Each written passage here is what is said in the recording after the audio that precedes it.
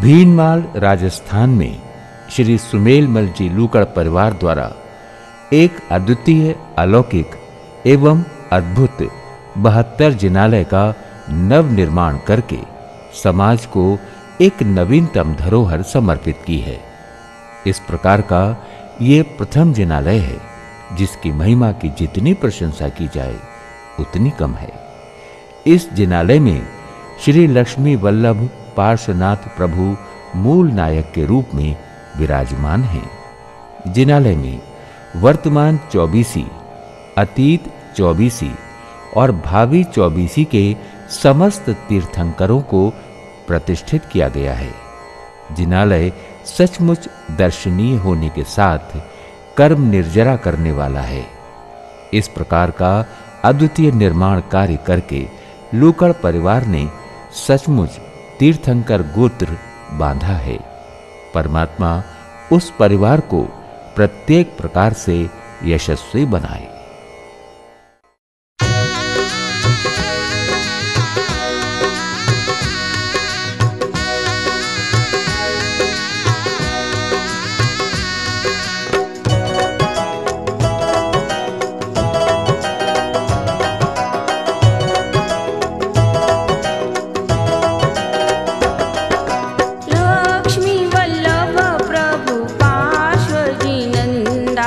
Lakshmi Vallabh